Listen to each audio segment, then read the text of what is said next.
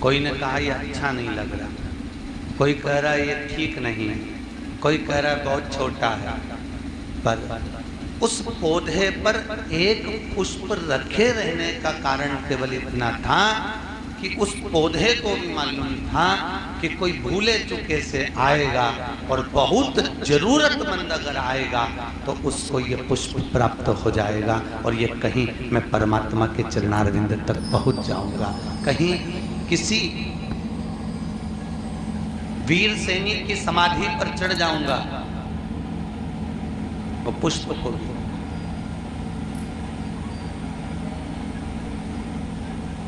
कारण केवल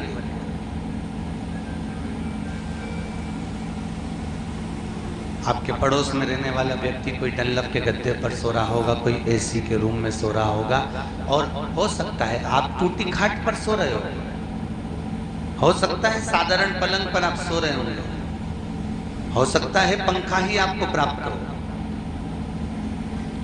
संत कहते हैं एक झोली में फूल भरे हैं, एक झोली में कांटे, तेरे बस में कुछ भी नहीं वो बांटने वाला बांटे, जरूर कोई कारण हो। धन का बिस्तर मिल जाए पर नींद को तरसे नैन, और कांटों पर भी सोकर आए किसी के मन को चैन। धन का बिस्तर मिल गया, ऐसी का रूम मिल गया, डल्लप का गद्दा मिल गया, बड़ा अच्छा। तुम देखना तुम्हारे साथ भी होता होगा, तुम्हारे साथ जिस दिन तुम्हारे यहाँ बहुत काम रहेगा, जिस दिन बहुत फैलाना रहेगा, बहुत काम का टेंशन रहेगा, बहुत काम पड़ा होगा, उस दिन तुमको थकान बहुत ज़्यादा होगी और नींद ऐसा लगेगा थोड़ा आधा घंटा और सो लो, 1 घंटा और सो लो। और जिस दिन तुम एकदम फ्री रहोगे, तुम सोचोगे अब कल तो मैं एकदम फ्री हूँ, कुछ भी काम नहीं है, उठूंगी 8 बजे, मालूम पड़े सुबह 5 बजे से उठ के बैठ जाएगी। सुबह 5 सो रहा था, विचार कर कर बैठी थी कि कल एकदम, तुम्हारे साथ ट्रेन में भी हुआ होगा। यहाँ कितनी बजे ट्रेन पहुंची? ट्रेन पहुंचने का टाइम कितनी बजे का? 1 सवा 1:30 बजे का है ना। तो तुमने दोपहर में 3 बजे तुम बैठी, और बैठने के बाद तुमने सोचा आज तो बहुत व्यस्त हो रही ना, इंदौर से चली ना, उज्जैन पहुंची ने, इतना सामान तोका ने गाड़ी में धरिया, मैं तो बड़ी थक गई। पर रात को जो सोऊंगी ना तो सवेरे कुछ भी हो जाए 8:30-9 बजे से पहले नहीं उठूंगी, चाहे कुछ भी हो जाए। और मालूम पड़े इतना कचरा जैसी ट्रेन भराई गई, इतनी भरा गई कि 5 बजे से उठ के बेचारी धापों की बाई की तरह बैठ गई। अब करे तो करे क्या, 5 बजे से, और सोच के बैठी थी कि मैं कम से कम 8-9 बजे तक उठूंगी। कोई तुम्हें जगाए, कोई कुछ करे, कोई कुछ करे, पर नींद अब आए तो आए कैसे? अब पड़ी भी नहीं देती बनी कि करूँ, बहुत कठिन, बहुत कठिन। तो भगवान भी कह रहा है फ्री रहोगे तो नींद भी चली जाती है। इसलिए बहुत सुंदर बात कही, दुनिया के लोग सोने के लिए टेबलेट खा रहे हैं, नींद की गोलियां खा रहे हैं। हमारा एक निवेदन है, आप भगवान की भक्ति में इतने व्यस्त रहो तो शास्त्र कहता है अपने आप मस्त रहोगे और भगवान की शरणागति को प्राप्त कर लोगे। भजन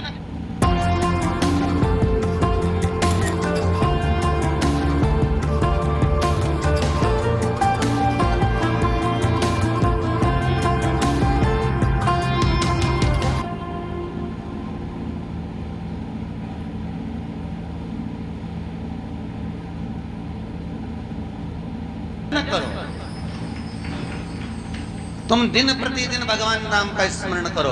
क्यों? सबसे ज्यादा अगर नींद कहीं समाहित होती है तो भक्ति के बीज स्फुटित होने के बाद में निंद्रा अपने आप वहां प्रवेश कर जाते हैं। आप भजन में लगोगे, चित्त स्मरण में लगोगे, ठाकुर जी की सेवा में लगोगे, भगवत नाम में लगोगे, आप रूप आपके हृदय चित्त वृत्ति में शांति का अनुभव होगा,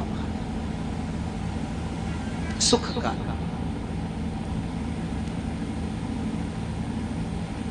कितना सुकून कि अब मैं एकदम फ्री हो गई हूं, अब मुझे नींद आएगी। सही है? अरे बोलो तो, अब नींद आई। और जब जब व्यस्त रही तब तब नींद आई है। और उठाओ अपना बचपन, उठाओ अपनी जवानी, उठाओ अपनी अधेड़ी और उठाओ अपना बुढ़ापा। सब उठा कर देखो। जब बच्चे गोदी में थे, माँ की गोद में बच्चा, और उसको वो भी रात भर सोए और माँ को नींद आए, करूं तो करूं क्या, फिर भी जगना पड़ रहा है। इतनी व्यस्तता में नींद पड़ रही है। फिर जवानी आई, जवानी के अंतर्गत कमाने का समय आया तो भी नींद बढ़ती गई। अब सोचा था एक बार बेटे का ब्याह कर दूं, एकदम फ्री हो जाऊंगी, खूब डट के सोऊंगी। पर जिस दिन से जगदम्बा आई है, उस दिन से तो वो कहते ना, काल रात्रि आए तो रात्रि की नींद उड़ जाए। अब किसी किसी के यहाँ तो काल रात्रि ऐसी आई है सो नींद तो उड़ी पड़ी है, नींद उड़ी पड़ी करे। अब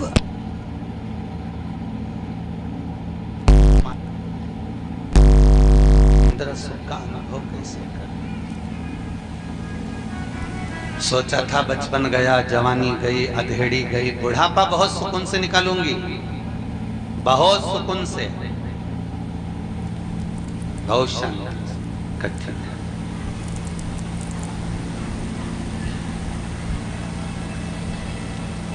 और बुढ़ापा निकालना बहुत कठिन है, बहुत कठिन।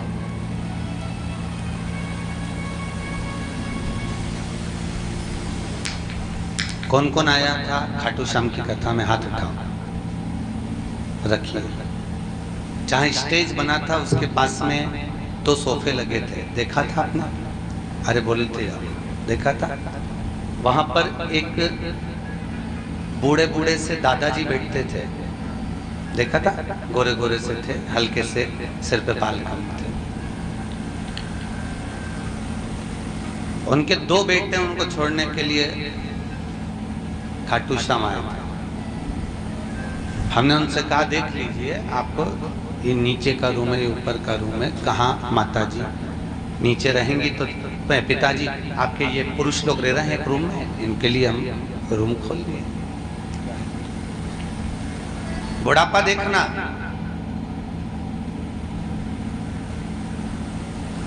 बीकानेर के रहने वाले थे, उनका 2 बार सम्मान भी हुआ था व्यासपीठ से। गए, कथा हो गई, अपन लोग आ गए, वो अपने बीकानेर गए और जाने के बाद में वापिस खाटू आ गए। हम बड़नागर कथा कर रहे थे, उनका फोन आया, गुरुजी कैसे हो, आप पहुंच गए? हमने हम पहुंच गए। आप कहाँ हो? हम खाटू में। मैंने कहा तो बीकानेर नहीं गए? गए थे गुरुजी। घर पर जब पहुंचे तो ताला लगा हुआ था और बच्चों को फोन लगाया तो एक कहता है मैं पूना हूं, दूसरा कहता है मैं भी अहमदाबाद में हूं। बहुओं को फोन लगाए तो उठा नहीं रही है, तो हम वापस खाटू आ गए। फिर अब कहाँ जा रहे हो? हमारे एक रिश्तेदार रहते हैं पास में, हम वहाँ जा रहे हैं। हमने कहा अगर ज़्यादा कोई परेशानी आवे तो सीहोर आ जाओ या फिर शुक्रताल आ जाओ, हमारे साथ चलो, कथा सुनो और सत्संग करो। जब तक वृद्धाश्रम कंप्लीट हो, जब तक आनंद में रहो, सत्संग करो। मनुष्य कितना विचार करता है, बुढ़ापा आएगा तो मैं सुकून की जिंदगी जीऊंगा।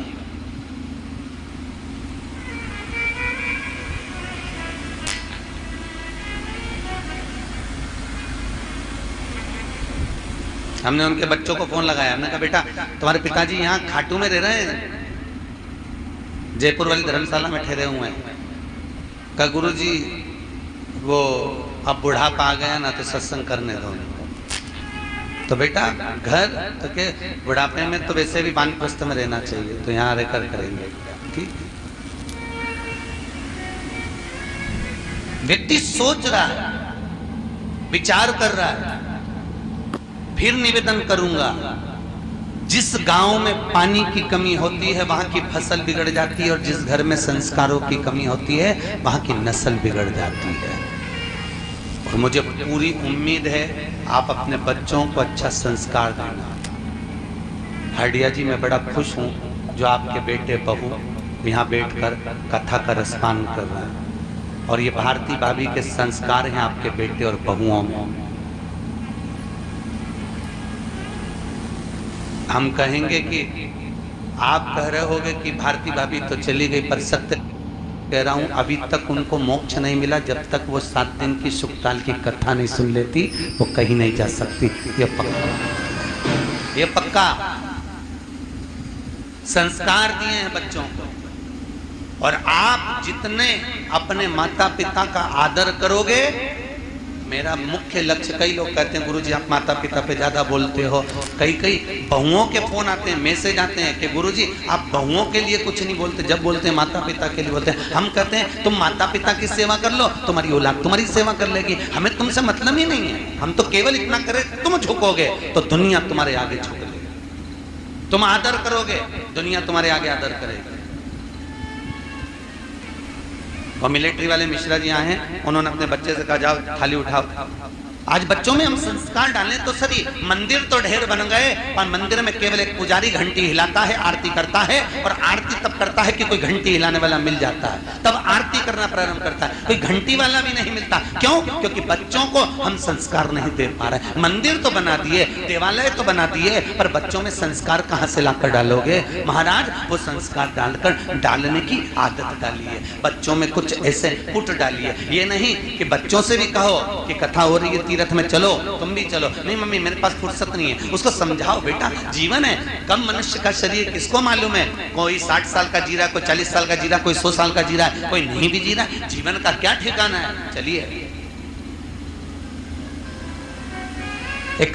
एक बार जगत गुरु शंकराचार्य जी किसी के यहाँ भिक्षा मांगने के लिए गए, विराजमान जगत गुरु शंकराचार्य भिक्षा मांगने के लिए गए, और जगत गुरु शंकराचार्य जब भिक्षा के लिए चले थोड़े थक गए तो उन्होंने अपने चेले से बोला, देख भाई मेरे तो पांव बहुत दुख रहे हैं, मेरी कमर में भी तकलीफ है, एक काम करा, ये 7 घर की भिक्षा चाहिए, इसमें से 3 घर हुए हैं, 4 घर बाकी हैं, तुम चले जाओ भिक्षा के लिए। चेला गया भिक्षा मांगने के लिए, दरवाजे पर पहुंचा, दरवाजे पर अलख जगाई, माता भिक्षाम दे, माता भिक्षाम दे।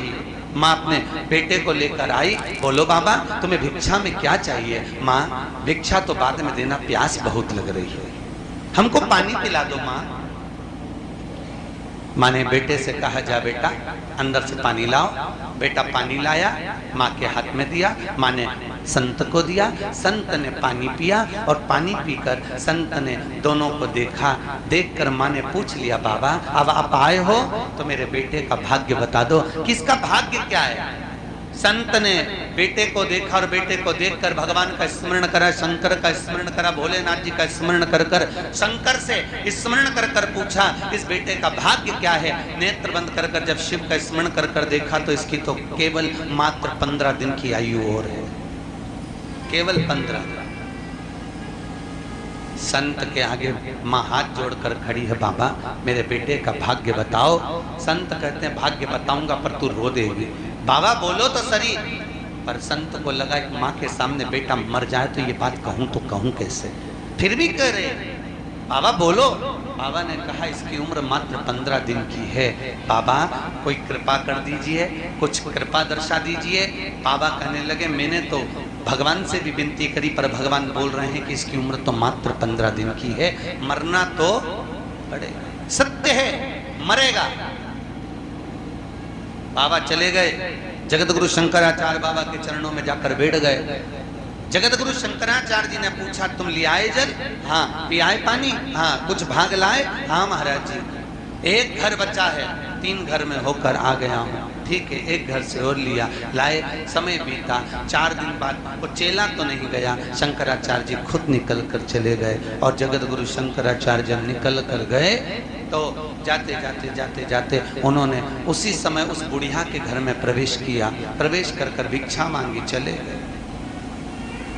1 महीने के बाद वही संत को शंकराचार्य जी ने वापस भेजा, और ये वही अम्मा के यहाँ पहुंचा, वही बुढ़िया के यहाँ। उसको लगा बेचारी का बेटा मर गया होगा, चलो थोड़ी सांत्वना बधा दे। और पहुंचे और कहा माँ भिक्षाम दे। माँ तो नहीं आई, वो बेटा दौड़ कर आया। और बेटा दौड़ कर आकर भिक्षा देने लगा। संत को आश्चर्य हुआ कि ये जीवित कैसे रह गया, ये जिंदा क्यों है। तुरंत माँ माँ से पूछा, बाबा ये माँ ने तुरंत बाबा ने पूछा, माँ इसकी तो आयु 15 दिन की थी, फिर ये जीवित कैसे रह गया, ये जिंदा कैसे है। कहा, बाबा तुम्हारे जाने के बाद 4 दिन बाद कोई संत भिक्षा मांगने आए थे, मेरा बेटा उनको कुछ देने के लिए गया था, तो उन संत ने आशीर्वाद दिया था आयुष्मान भव, आयुष्मान भव होने का आशीर्वाद दिया था। और फिर वापिस बेटा मेरा जीवित रह गया। संत को लगा कि ऐसा कौन संत आ गया जो आयुष्मान होने का आशीर्वाद दे गया। संत ने भगवान शिव की आराधना करी, शंकर से पूछा, भोलेनाथ इसकी 3 दिन 15 दिन की आयु थी, फिर बच कैसे गया, ये जिंदा कैसे है। मैंने आपसे पूछा था तो आपने कहा था मरेगा जरूर, फिर जीवित कैसे रह गया। भगवान शंकर कहते हैं, एक बार हमारी वाणी टल सकती है पर गुरु की वाणी कभी नहीं टल सकती। गुरु की वाणी की टेक तो परमात्मा।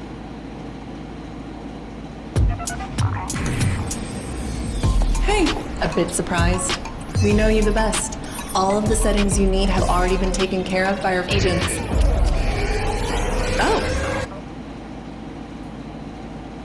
Okay, all set. This is Field Agent 4. She's playing Legends tennis match on YouTube. This is Agent 1. You turn any video into high def.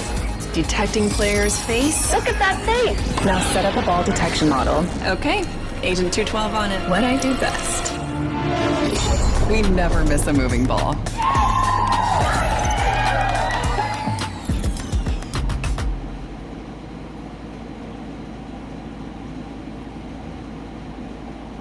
Chroma Absolute by Kerastase. Nourishing care for all color-treated hair. 3 carrying acids, 3 layers deep. More nourishment. Stronger hair. You dare, we care. Kerastase. आत्मा को भी रखना पड़ा। गुरु अगर एक बार सच्चे हृदय से आपको अगर आशीर्वाद प्रदान कर दे, और याद रखना गुरु 4 होते हैं। कितने गुरु हैं? 4। पहला गुरु है माँ, दूसरा गुरु है पिता, तीसरा गुरु है शिक्षक, चौथा गुरु है सतगुरु। सतगुरु ये चौथे नंबर का गुरु आखिरी नंबर पर है, पर सबसे पहले नंबर का गुरु है माँ और दूसरे नंबर का गुरु है पिता। दुनिया का सारा काल भी अगर बेटे पर आ जाए और माता पिता अगर जिंदा हैं तो बेटे का बाल बांका नहीं हो सकता, अगर माँ और बाप विचार कर लेते। गुरु है, माता पिता वो गुरु है, माता पिता वो गुरु पद पर है, जो जीवन का सुख प्रदान करने वाले, जीवन का आनंद है। इसलिए शायद हमारे शास्त्र कहते हैं, सारे तीर्थ धाम आपके चरणों में, हे गुरुदेव प्रणाम आपके चरणों में। दुनिया के सारे तीर्थ, सारे सुख, सारे आनंद मेरे भगवान सतगुरु के चरणारविंद में, गुरु के चरणों।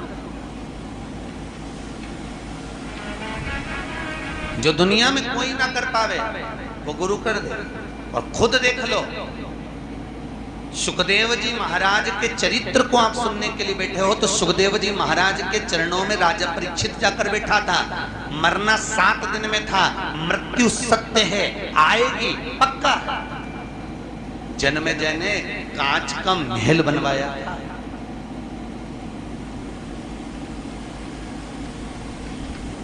परिंदा भी पर नहीं मार सकता, ऐसी जगह अपने बाप को ठहराया था। एक एक वस्तु, कितना समझदार होंगे उस राजा परीक्षित के पुत्र जन्मे जय, कितने समझदार कि पिता के कक्ष में खाने का तो सामान ही नहीं भेजा था साहब। देवी भागवत में लिखा है क्या नहीं भेजा बाप के कमरे में? खाने का सामान नहीं भेजा। क्यों? जन्मेजय को लगा अगर भोजन की वस्तु भेजूंगा और भोजन में अगर तक्षक नाग कहीं छुप कर चले गया तो खाने का सामान नहीं भेजा। देवी भागवत में लिखा है। फिर क्या भेजा?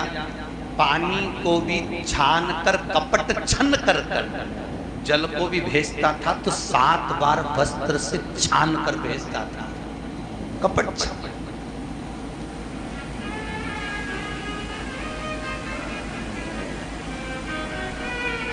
पिताजी ने अंदर से खबर करी, मुझे भूख लग रही है। बेटा अंदर जा नहीं सकता। कहा एक काम करिए, फल टोकनी भरा भरा कर। जन्मेजय ने बुलाया, क्या है इसमें? क्या अनार भरा है? अनार? हाँ लाइए सर। सैनिकों से कहा ले जाओ इसको, अनार को, और अनार का जूस निकालिए। अनार का रस निकल गया। अब इतनी शक्ति होने के बाद भी होता है। तिरुपति में लोग दर्शन करने जाते हैं, कैमरे मोबाइल बाहर रखो, ये बाहर रखो, वो बाहर रखो, बैग बाहर रखो। महाकाल में दर्शन करने जाओ, ये बाहर रखो, वो बाहर रखो। उसके बाद भी महाकाल के फोटो खींच के बाहर आ जाते हैं। उसके बाद भी तिरुपति के फोटो खींचकर बाहर आ जाते हैं। इतनी शक्ति होने के बाद आप कैमरे की निगाह में हो, हर जगह पर लिखा है, हर जगह पुलिस वाले खड़े, गार्ड खड़े, चेकिंग कर रहे हैं, जांच कर रहे हैं। उसके बाद भी वस्तु अंदर। उसके बाद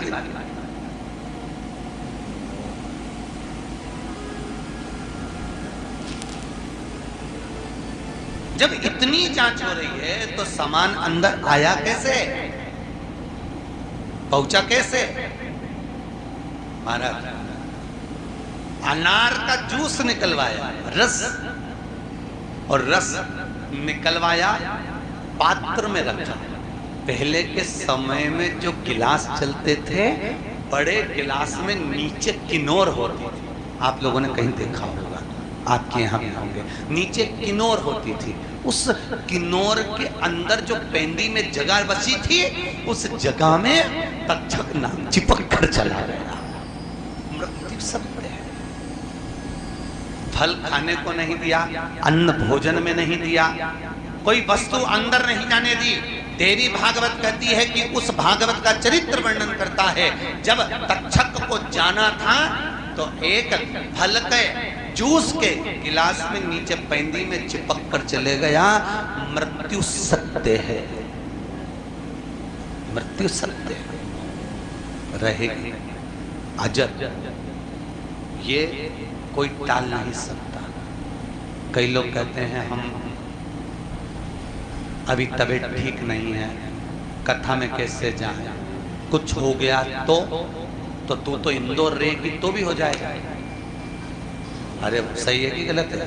और ट्रेजर आइलैंड इंदौर में पलासिया से आगे तो है, ओल्ड पलासिया से रास्ता गया। याद है आपको कथा? 10 साल पहले अखबार में आपने पढ़ा होगा।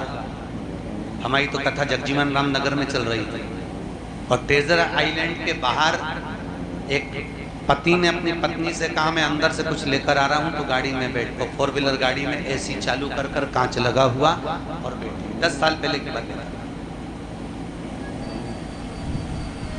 गाड़ी में AC. Tira Turns 1 sale is now live. Get up to 60% off. Shop on the Tira app or at a Tira store near you. में बैठी थी, आराम से मैगजीन पढ़ रही होगी। एक सांड दौड़ते दौड़ते आया, कांच को फोड़कर सींग उसके पेट में मार दिया। वो वहीं पर मर गई, वहीं पर। अब सोचो, मृत्यु को आना था तो कांच फोड़कर अंदर प्रवेश कर आ गई, एसी में बैठे होने के बाद। मृत्यु सत्य है। 7 तालों में बंद हो जाओ। आई तुम सोचो कि मैं ये नहीं खाऊंगी तो कहीं ऐसा नहीं हो जाए, वो नहीं खाऊं तू खाएगी तो भी जाएगी, नहीं खाएगी उसमें कहीं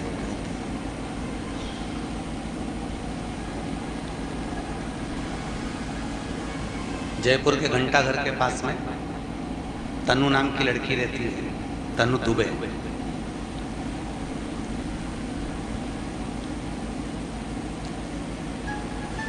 प्रवचन सुन रही होगी टीवी पर, मैसेज करा, गुरुजी मैं बहुत नाराज हूं। मैंने बोला क्या बात हो गया, किससे नाराज? भगवान से। क्यों?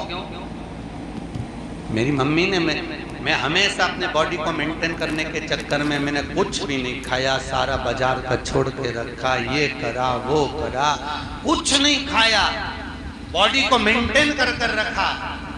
32 साल की मेरी आयु है, अभी तक मैंने अपने शरीर को अच्छा रखा, फिर मेरे को कैंसर क्यों हो गया? मुझे ये रोग कहां से आ गया? एक समझना, नैनों में जल भर कर तो वो कहती है इससे तो मैं खा लेती तो मुझे दुख नहीं होता कि मैंने खाया, मैंने आनंद लिया, अपनी जिंदगी को जिया। हम भय में जिंदगी जी रहे हैं, हम भय में जी रहे हैं। ऐसा करेंगे ऐसा हो जाएगा, ये नहीं खाएंगे ऐसा हो जाएगा, वो हो जाएगा। अरे भगवान के भरोसे अब छोड़ दिया इस जीवन का सब भार तुम्हारे हाथों में। मीराबाई के सामने जहर का प्याला आया, मीरा ने ठाकुर को भोग लगाया, गटर गटर करके पी गई। स्वयं राणा चिंता में पड़ गया कि विष भेजा था तो बच कैसे गई? तो मीरा से पूछा तू बची कैसे? मीराबाई बोली मैं क्या बताऊं, ये तो गिरधर ही बता सकता है। तो मूर्ति की साक्षी में जाकर राणा ने द्वारकाधीश के सम्मुख में पूछा, जहर का प्याला पिला भेजा था तुम पी गए? इतने में पीछे खड़ा हुआ एक संत कहता है जब वो पूतना का दूध पी सकता है तो ये जहर का प्याला क्या लग सकता है साहब। उसको समर्पित कर कर जो धारण किया जाए, उसको समर्पित कर कर अगर जहर भी पिया जाए तो उसमें भी स्वाद आ जाता है। महाराज स्वयं तरुण सागर जी महाराज गोलोक धाम पहुंच गए थे। स्वर्गीय श्री तरुण सागर जी महाराज कथा के रसिक, प्रवचन के रसिक, जैन संत में उन्होंने एक बहुत सुंदर काव्य लिखा। उस काव्य में लिखा एक व्यक्ति घर से परेशान हो गया, परेशान होकर बाजार में गया, जहर खरीद कर लाया, खा गया, बच गया, जिंदा रह गया। उसने सोचा जिंदा रह गया, चलो कम से कम बच तो गए, खाया था ठीक है। तो उसने सोचा जिंदा रह गया, चलो मिठाई खा लो। बाजार गया, मिठाई ली, खाया, मर गया। क्यों?